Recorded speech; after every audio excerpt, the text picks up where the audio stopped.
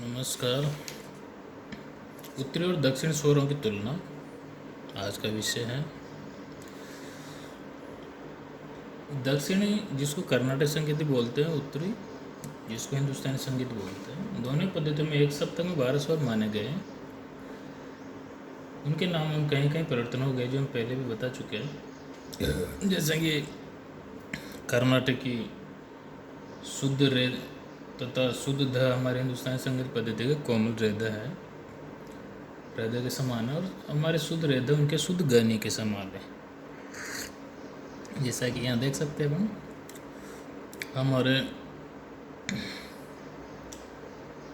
उनके शुद्ध रे और शुद्ध ध हमारे कोमल ध और कोमल रे के समान है, और हमारे शुद्ध रे और शुद्ध ध उनके शुद्ध नी और शुद्ध ग के समान है। तो देखते हैं कि हमारे हिंदुस्तानी संगीत पद्धति के स्वर उनकी शुद्ध अवस्था उनकी चढ़ी हुई अवस्था है। मतलब जब भी ये विकृत होते हैं तो ये अपनी अवस्था से नीचे आते हैं। सिर्फ तीव्र मध्यम ऐसा स्वर है हिंदुस्तानी संगीत पद्धति में जो अपनी विकृत अवस्था में अपने स्थान से चढ़ता है, मतलब दूसरे स्वरों की तरफ दौड़ता है। उसके विपरीत कर्नाटक संगीत के स्वरों में उनकी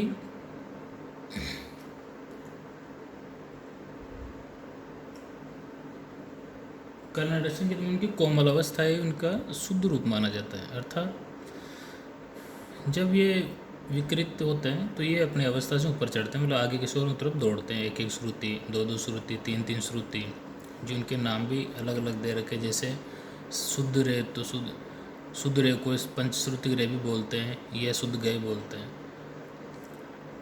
षट श्रुति रे भी बोलते हैं, साधारण गय बोलते हैं, अंतर में अंतर्गांधारी बोलते हैं।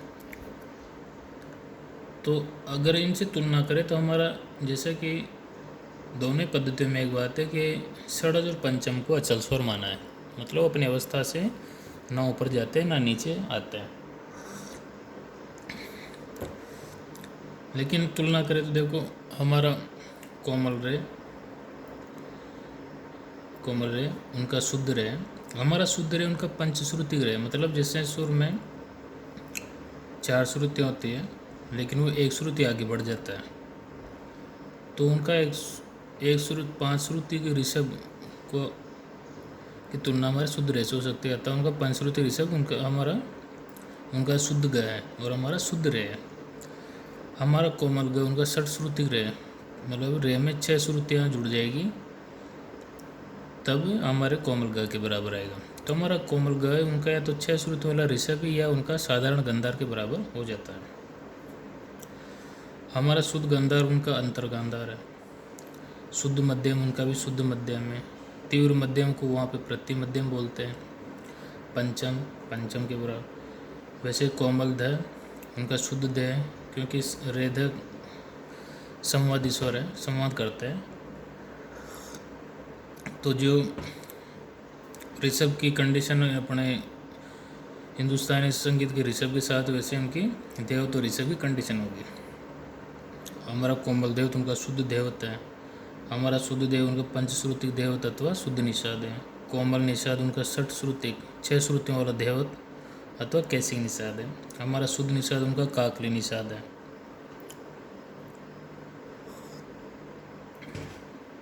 तो ये सुरों के नामों में अंतर आ गया, उनकी अवस्था में भी अंतर आ गया।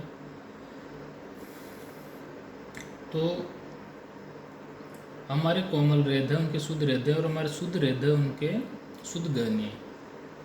तो उनके स्वरों के अनुसार स्वर सप्तक इस प्रकार बनेगा, और ये कर्नाटकी स्वर सप्तक है जिसको मुखारी मेल भी कह सकते हैं। उनके शुद्ध स्वर सप्तक को मुखारी मेल कहते हैं, और उनके स्वरों से तुलना करें तो उनका अवरा शुद्ध ये स्वर सप्तक ऐसा बनेगा। तो कर्नाटकी शुद्ध सप्तक को दक्षिण विद्वान मुखारी मेल कहते हैं। कर्नाटकी स्वरों में किसी स्वर को कोमल अवस्था में नहीं माना गया है, अर्थात शुद्ध स्वर सबसे नीची अवस्था है कर्नाटकी संगीत में। जब उनका स्वरूप बदलता है अर्थात वे विकृत होते हैं तो नीचे न हटकर ऊपर हो जाते हैं। जैसे शुद्ध रे के आगे उनका चतुश्रुतिक रहता है, उसी को वो शुद्ध ग कहते हैं, और शुद्ध ग के आगे साधारण ग फिर अंतर ग नाम दिए हुए होते हैं। संक्षेप में मैं कह सकते हैं कि कर्नाटिक संगीत प्राचीन हिंदुस्तानी संगीत पद्धति के काफ़ी नज़दीक है। ये संगीत रत्नाकर ग्रंथ के काफ़ी नज़दीक है।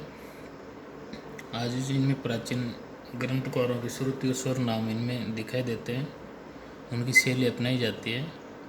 और हिंदुस्तानी संगीत पद्धति जो कि प्राचीनता को आधार बना के पूर्णतः नवीनता लिए हुए हैं, और इसको नवीनता प्रदान करने का श्रेय उत्तरी भारत के प्रसिद्ध विद्वान पंडित भातखंडे जी और पलुस्कर जी, पंडित विष्णु दिगंबर पलुस्कर जी और पंडित विष्णु नारायण भातखंडे जी का अहम योगदान है। तो इस प्रकार दक्षिणी और उत्तरी संगीत पद्धतियों में स्वरों की विभिन्नता और समानता का ये चार्ट है। इससे उम्मीद है आपको अच्छे से समझ में आया होगा। धन्यवाद।